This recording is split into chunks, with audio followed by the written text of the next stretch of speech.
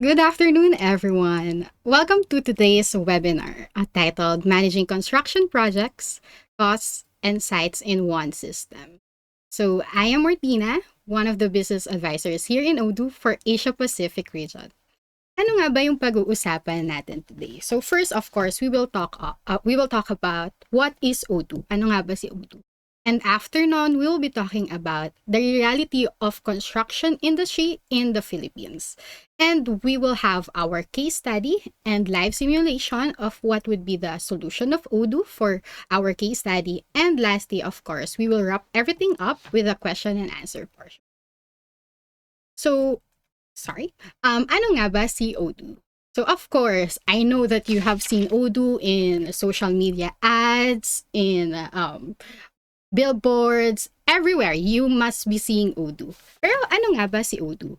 Odoo is an all-in-one business management software in which wherein lahat ng processes ninyo, lahat ng mga departments ninyo, kayang i-cover ni Odoo. And it is also beautiful and easy to use na even a non-tech savvy person could easily navigate. Currently, as of the moment, we have 19 offices worldwide. So, and it's not a secret anymore, guys, na we will be having our 20th office in the Philippines. So you should watch out. And we started in Belgium last 2005, and year after year, we grew and grew. And as of the moment, we have 15 million happy users already. So, ano nga ba or sino nga ba yung mga 15 million happy users na yon? So, currently, as you can see in our screen, we have this clients na nakatrabaho na namin. So, these clients, as you could see in the screen, they are from different industries. So, merong F&Bs, merong as you can see, trading, meron ding mga marketing industry, and of course, ngayon, we will be focusing more of in a construction industry. Pero as you can see, guys, etong industries na to or etong mga companies na to are not just small, medium enterprises. We also have mid-market and even corporate clients. So, ibig sabihin, we don't just focus in small or in big or kahit anong industry or specific industry. We have worked with different scope na. So as you can see, the flexibility and power of Odoo is there kasi we adapt to depending on what our client needs. So, paano nga ba matutulungan ni Odoo yung business ninyo? Actually, ito yung laging tanong or this is the always one of the questions that we always wanted to answer. So before, ang construction industry or companies are used to having standalone software. So if you have progress reports, progress billing, the milestones. So you would always communicate from an instant messaging app or tool. Even you will do manual paper and pen as well, wherein yung applications ninyo doesn't communicate with one another. So, syempre, ang mangyayari, may overlook, may miss out.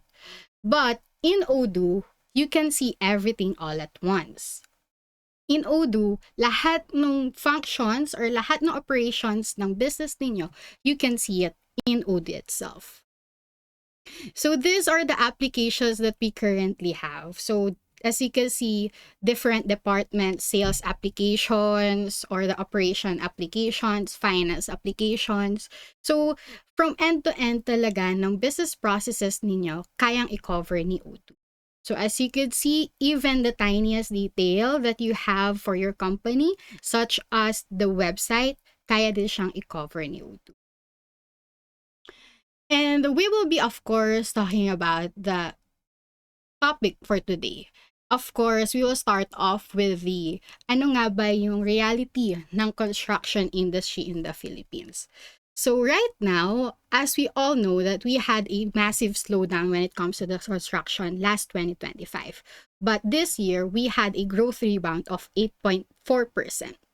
And as you know guys, 46 billion na agad yung market value ng construction industry. And the reason for that one would be because the infrastructure of the Philippines, or yung construction industry, would be having higher number of projects as of the moment, in which the administration as well wanted to improve yung construction industry natin, na hindi lang siya magfo-focus sa gaya ng dati, wherein even the green buildings, we are also focusing on that one as well.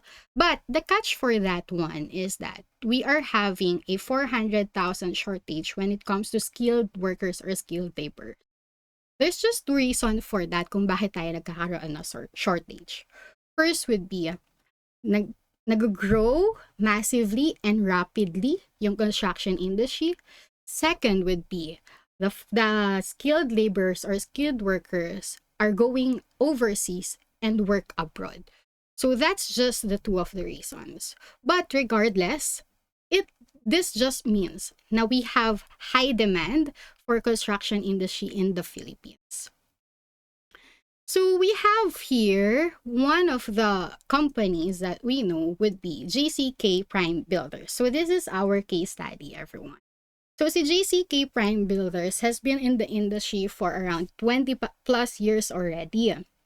So ngayon, paper and pen na sila since then. Lahat manual, approval, paper and pen. They do architectural design, gen con, and even project management. Fit outs, meron din sila. But everything has been paper and pen. Google Sheets, Excels. Those are their processes as of the moment. So even though they have been in the industry for 20 plus years, they are having difficulties pa then. So yung one of the difficulties, or first one, the difficulties that they are having would be the budget leakage. So ngayon, what do we mean by budget leakage? So they weren't able to do real-time tracking of their manpower or laborers. So dahil wala silang real-time tracking, ang nangyayari, yung estimation nila na dapat tapos na yung project is nag-exceed. So ngayon, dahil nag-exceed, the budget also exceeds for that project. Next would be subcontractor design. So as I have mentioned, they are having the approvals via paper and pen. Everything was paper and pen. So ngayon, lahat ng approval nila, lahat ng mga kailangan nilang i-purchase, kailangan nilang changes, or lahat ng approval for those would be paper and pen. Even the toolbox huddle, they will just rely it on paper and pen as well. And lastly, the inventory invisibility. So when it comes to the inventory invisibility, when they have hand tools, when they have heavy equipment, hindi nila alam na napunta na pala yun, or from their warehouse, tina-transfer pala siya to a specific project site. So ngayon, hindi nila alam saan nila kukunin or saan huling napunta yung item na yon. For example, the electric drill, the hand driller, and even yung mga backhoe, dump trucks, dineliver nila sa project site, pero hindi nila alam kung sino gumawa at kung sino yung last touch, or saang site napunta ba talaga siya. So these are the operational frictions that they are having. But Odoo has a solution for that one. First would be the centralized project and timesheets, wherein you would be able to see lahat ng timesheets or lahat ng movement in one dashboard. And then next would be advanced costing and budgeting, wherein you'd be able to see magkano na ba yung ginastos ko sa mga projects na to. Ano na ba yung mga materials na ginamit natin for this one. And for the inventory and logistics, we also have wherein multi-warehouse or multi-locations, wherein you'd be able to see your item can be transferred for this item at sino ba yung huling gumawa nun at kailan, or kailan yung deadline. And lastly would be the purchase and vendor management. For this one, if you get to have the sales order, nag-order or nag-confirm ka ng sales order for this project, then automatically Odoo can trigger the purchase application for you. So hindi ka na magkakaroon ng overlook or miss out kasi automatically si Odoo na gagawa nun for you. Ano ba yung mga applications that we will be focusing on? We will be focusing on the application of purchase, inventory, and lastly, project. So let's do the demo. So this is our Odoo dashboard. As you can see, it's very clean, it's very simple, it's very, you would be easily navigate this one. So let's go first with the sales. Although I have mentioned previously that we will be focusing on purchase, inventory, and project, the sales application would act as our placeholder. So itong placeholder natin, wherein we will be creating a quotation. So let's say I am the salesperson for this, for your company or for JCK Prime Builders Company, I will create a quotation. So once I get to click the new button, automatically you will see the form for the quotation. So sino ba yung magiging customer ko dito? So sabihin na natin na ang magiging customer ko for this one would be April Sabi. And as we can see, the quotation template here, we have here the basic renovation project. So once I get to click the basic renovation project, you can see that automatically magpa-populate na lahat ng data that you'll be needing. What's the beauty of quotation template? Yung beauty ng quotation template is that you don't need to manually add the items, the materials, or yung mga services that you are offering kasi naka-pre-configure na siya. So once that you get to choose which quotation that you will be having, automatically populated na lahat. Okay, so for this one, I won't be creating the invoices for this one kasi we will be focusing on the monitoring or managing yung projects, sites, and costings natin. But for the invoices, you can check our YouTube account wherein we also talk about it as well, the progress billing and etc. Okay, so I will be clicking the confirm button here. So once you get to click the confirm button here, as you can see, there's a different smart buttons na lumabas dito. So itong mga smart buttons na to, tinrigger siya ni sales order kasi kinonfirm mo siya. So ngayon, automatically, ina-automate ni Odoo yung next task natin. In-automate na niya yung logical flow. Kung ano ba yung mga next steps natin, such as, you have to deliver the materials. You have to loop in the personnels. You have to purchase for this project kasi wala ka ng materials. So, yun yung purpose ng smart buttons natin for this one. So, I will just first be clicking the smart button delivery. So as you can see, when we get to click the delivery smart button, yun yung mga materials na kailangan ninyong i-deliver to the project site. But as you can see, there's not available material.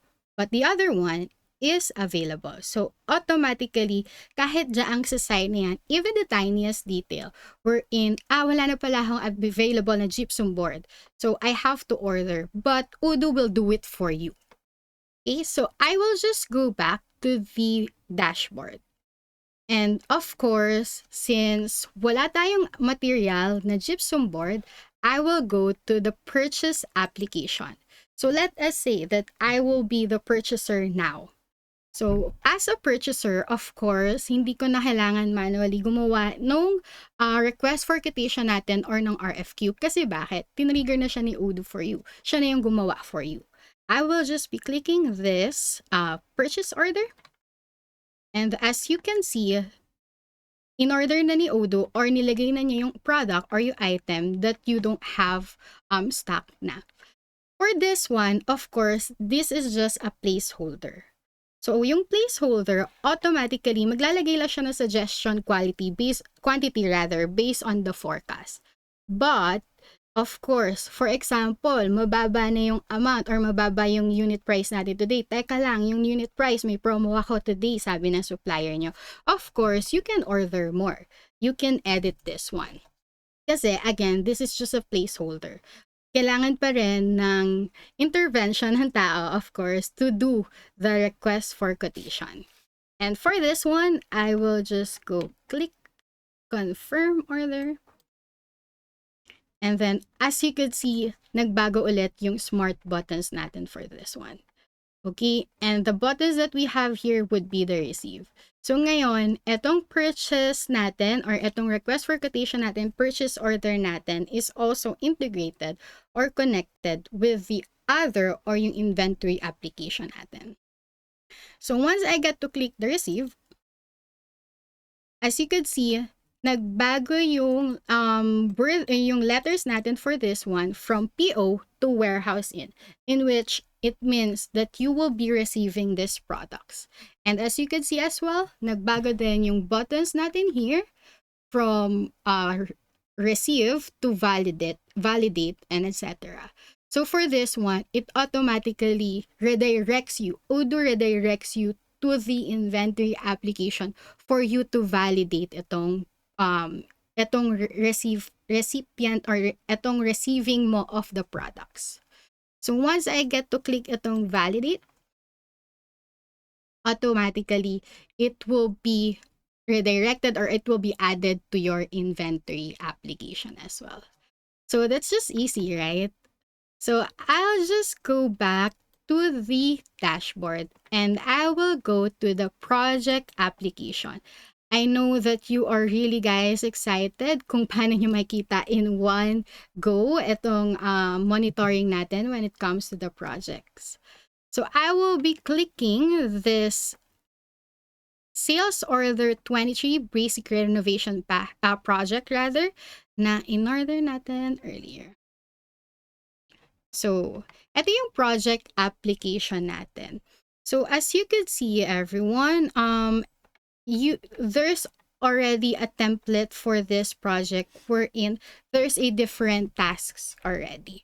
So, for example, you have your phase 1 for this basic renovation project, phase 2, phase 3, phase 4, phase 5. Definitely, you can still configure or reconfigure this, pre-configure rather this one.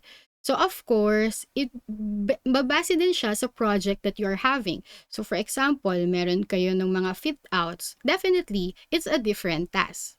Again, we can pre-configure everything. So, as you can see here, we will just be clicking itong phase 1 first. But before that, as you can see, meron tayong mga icons for this one. So, itong mga icons for this one is you can assign a person na gagawa ng task na yon. So, let's say, for example, I will be assigning the architectural design for Angelo Ronquillo. And then I will be assigning the phase 2 or demolition and structural for Ian De La Ruz. And the rough-ins, I will be assigning this one for Camille.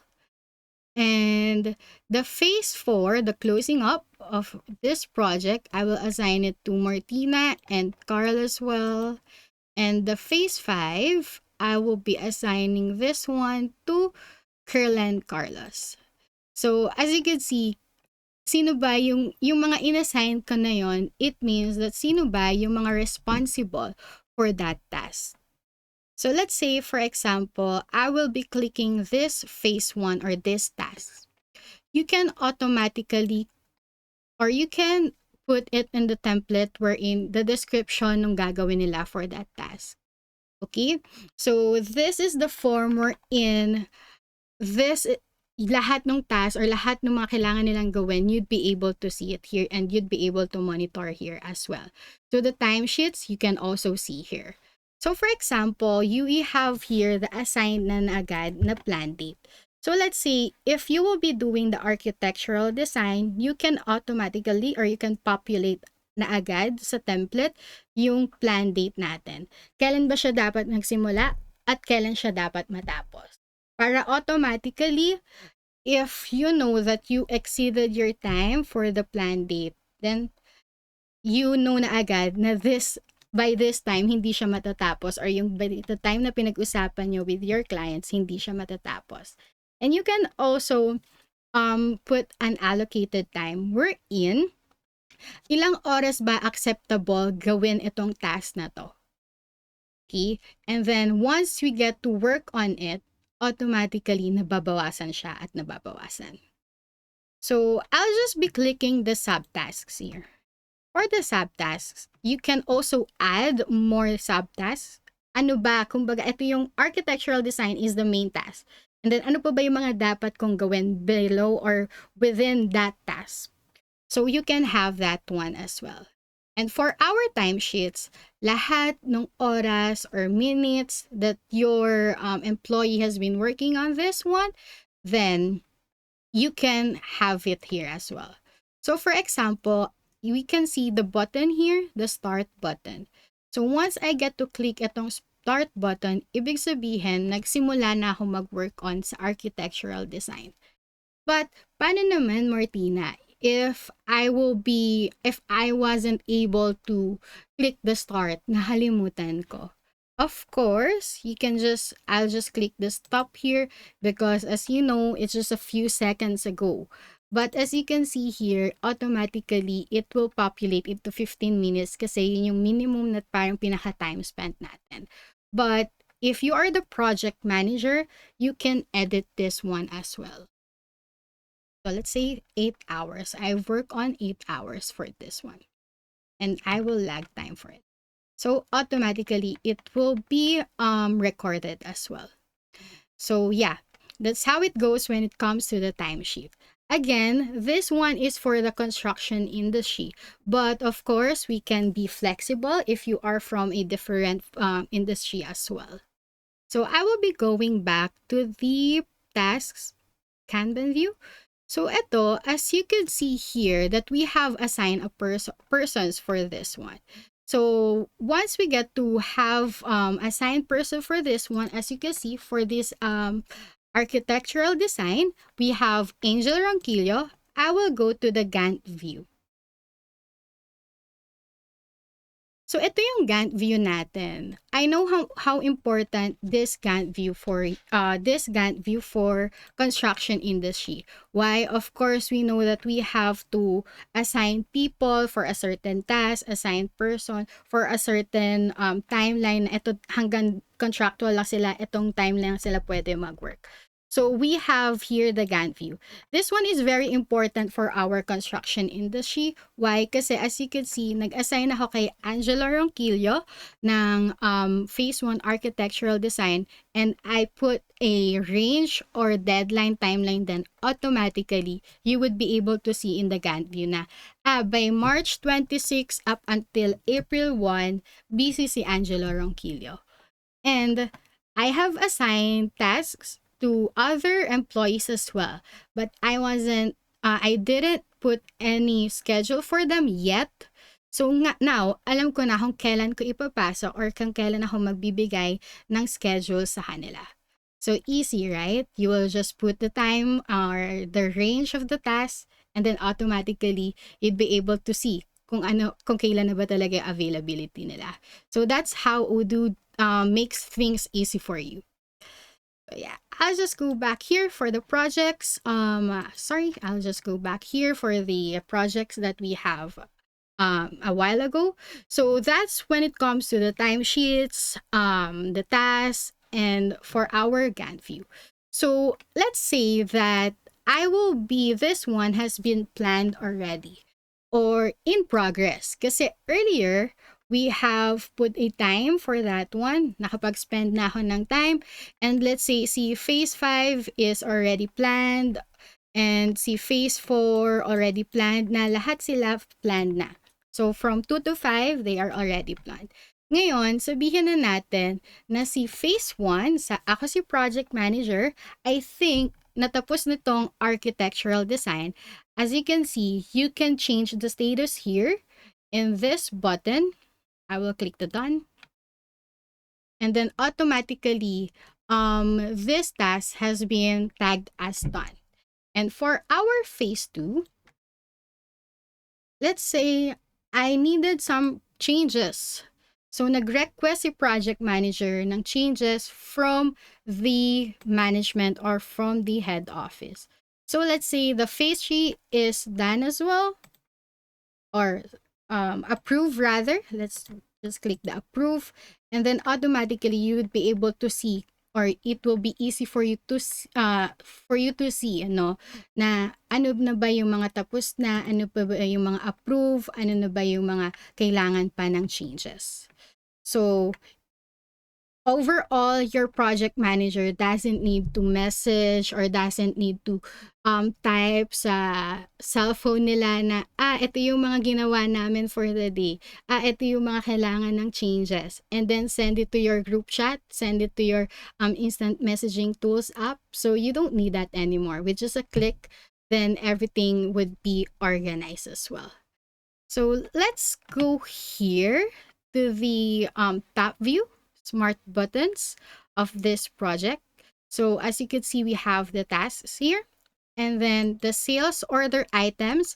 What are the sales orders that is connected for this project? So for example, kanina no, nung gumawa tayo ng sales order, this are the included sa sales order natin. So automatically, even nasa project ka, si project manager, makikita niya kung ano ba yung mga services na in-avail nitong client na to. So that you can be keep on track, or si project manager would be on track din kung tama ba yung ginagawa nila, or kung tama ba yung services that they are giving to your clients as well.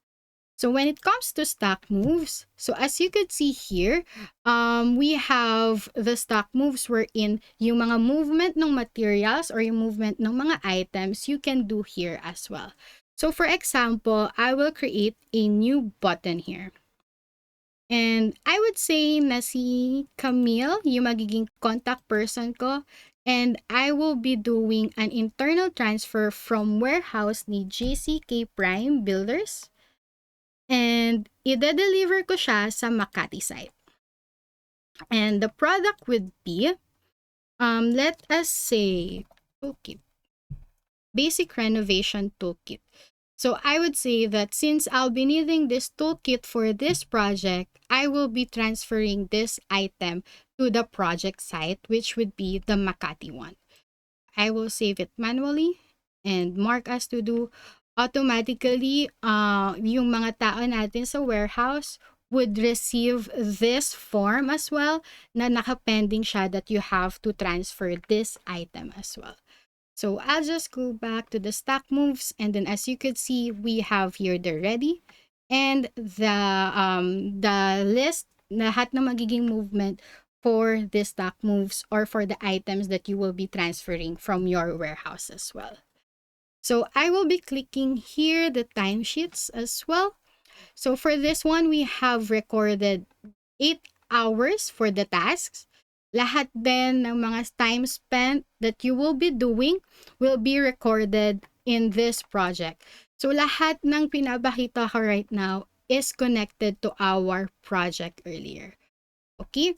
So we have here the documents. So I understand that project engineers, project architects, or project managers also sends pictures to the management, no? Or even, for example, di ba, pag nagre-report sa mga group chat, it should have included a pictures. So now, if you also needed to upload pictures, you can do it in the documents. And if you needed the permits to be uploaded, lahat ng financials, lahat ng kailangan when it comes to the legal side, you can upload it here as well. So now, once the management or even the project manager checks yung documents button natin, automatically makikita na agad nila. And if merong naghanap, for example, merong nanghihingi ng permit, then you can go here and then just show it to them. So I'll go here to the sales order. So as of the moment, we don't have it here. And for the purchase orders, we're in lahat ng connected na purchase orders that we will be doing, makikita din dito sa projects. So now, from warehouse, button natin would be, ano ba yung mga items or products na manggagaling sa warehouse. And then to warehouse, which are the products as well, or the materials rather, na idadalhin natin sa warehouse. But the most important one would be the dashboard.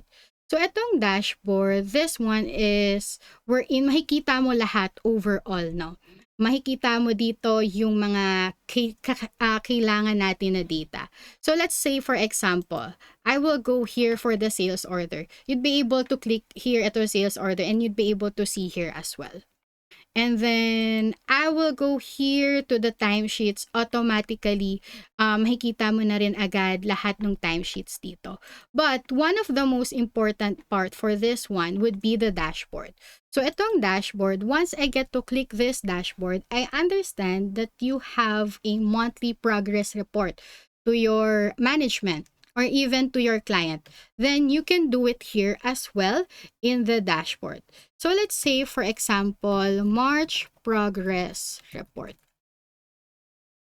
And then, ako si project manager or project engineer, I will be saying that medyo on hold yung project, or we can say that at risk kasi delayed tayo ng how many days already. So you can put it there as well. So let us say, I think the progress right now is at 20%. Then you can just put the summary here. Let's say done with architectural planning.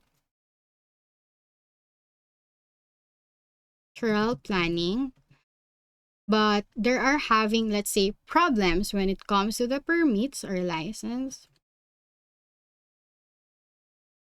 Then automatically you can save this one and it will redirect to the dashboard as well. So as you can see on the left hand side of the screen, 1 out of 19 tasks has been done and 8 out of 8 hours 8 out of 8 hours has been done as well. So makikita nyo na agad dito kung ilang oras na yung na-spend ninyo, and then ilang tasks pa yung kailangan ninyong gawin, and ilang tasks pa yung tapos na. So that's it for our dashboard. But of course, I wanted of course to show you as well what does it shows pag meron tayong data for that one. I will just check itong in progress natin na data for the face lifting, or let's say construction Kirlan Village. So as you can see here, if we will be going to the revenues, you have here the timesheets as well. So the sales orders as well, you would be able to see here the sales order items as well, you would be able to see here. So ngayon, lahat ng mga in-order or lahat ng mga in-order mong materials, you'd be able to see here. So once we get to invoice these items, automatically, i-compute na agad para sa inyo ni Odoo, para sa inyo yung total revenues. Alright? So that's how it is when it comes to the profitability. And to wrap everything up, I wanted to show you the inventory or the multi-location of Odoo. So this is the inventory application ni Odoo. So let us say, for example, ako yung nasa management side ako, or ako yung nasa warehouse. As you can see, meron tayong dalawang locations that you can see in the screen, which would be the warehouse ni JCK Prime Builders and yung sa site, project site in Makati, which would be the Pasha House project. So, for this one, lahat nung, this is just an overview, lahat ng mga pending to receive ng warehouse, you'd be having the bar graph for this one. And definitely, if you have the internal transfer as well, you'd be able to see here. So, parang nangyayari, it's just an overview or a bird's eye view na, ito yung mga nangyayari, ito yung nangyayari sa warehouse ko. Parang madami pala ako naging pending, or madaming naging pending yung warehouse for the internal transfer and the receipts. And even yung delivery, meron tayong due na yesterday or due pa way before na kailangan nilang gawin. So, there's a possibility na baka overloaded sila. So, technically, again, the data speaks for itself. Okay, so you would be able to see here. I wanted to show, of course, this reporting as well, wherein we have the moves history. So for this moves history, I will just be clicking the sliders here and the done by. Itong moves history, as we all know, earlier, we have talked about the difficulty ni JCK Prime Builders wherein hindi na niya alam saan napupunta yung mga items niya.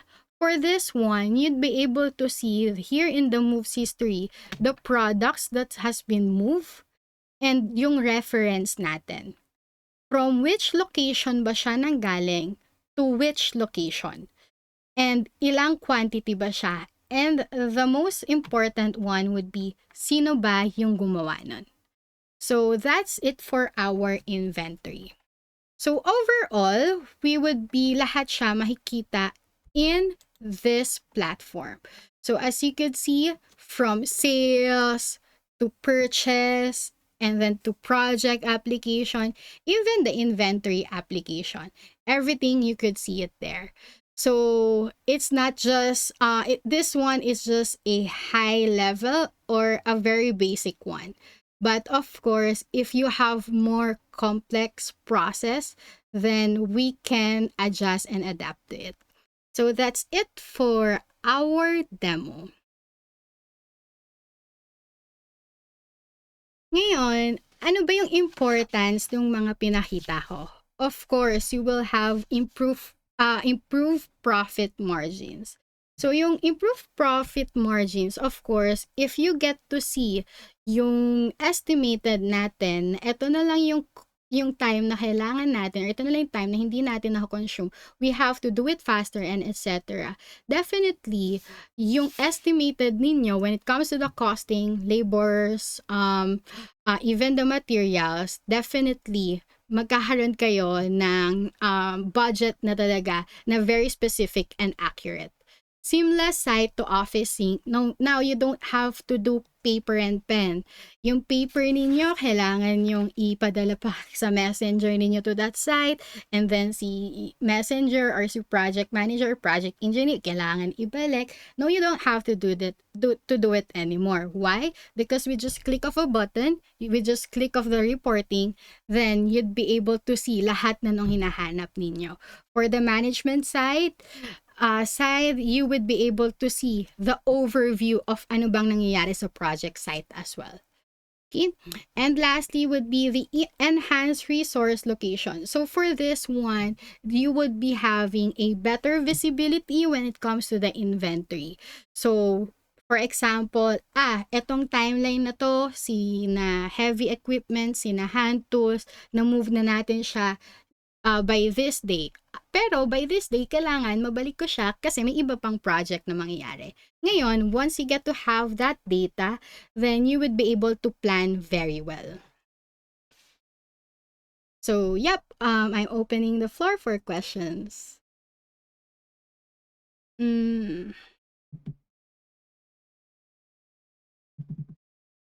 So yeah, how can we manage budgets like labor, materials, and equipment? Yeah, definitely for the budget, we can have here in the project, I'll be just switching my screen now. We have here in the configuration here in project as well, wherein you can just pre-configure this one for the budget, and then automatically once you get to click the dashboard, may lumalabas dito na budget. But for this one kasi, again, it's just a basic one. That's why we weren't able to include that one. But for the projects, we can do it here as well. And then, how does Odoo update your supplier pricing?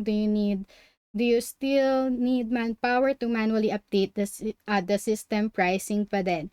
So yeah, when it comes to the supplier pricing, you can update it from the product side.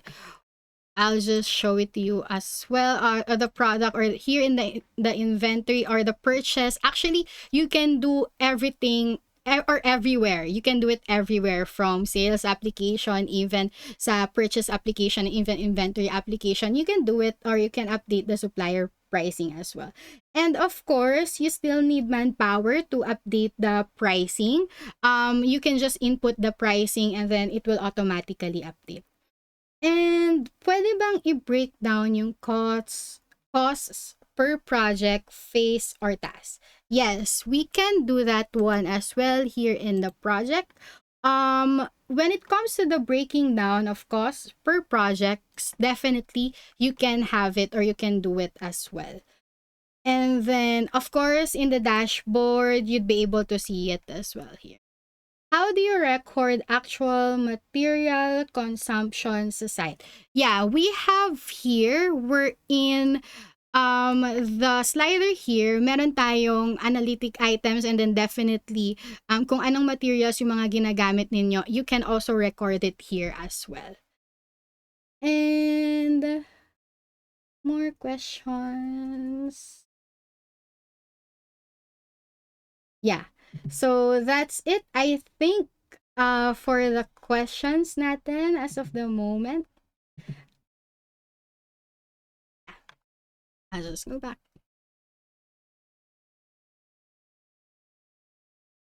Yeah. If you have similar actions or process that we have shown you, feel free to consult with us or you may reach out to your business advisor. I think some of us reach out to you as well. So if you were able to receive our emails, Vibers, calls, it's from Hong Kong, you may actually answer us and then tell us kung ano pang help yung kailangan ninyo. Or you may book a demo, just scan the QR code, and then I'll be happily to discuss on how I can help you as well when it comes to your construction business. Always remember, guys, that the landscape of construction industry is shifting, and those who adapt today will lead the market tomorrow. Thank you for joining us. Maraming salamat po.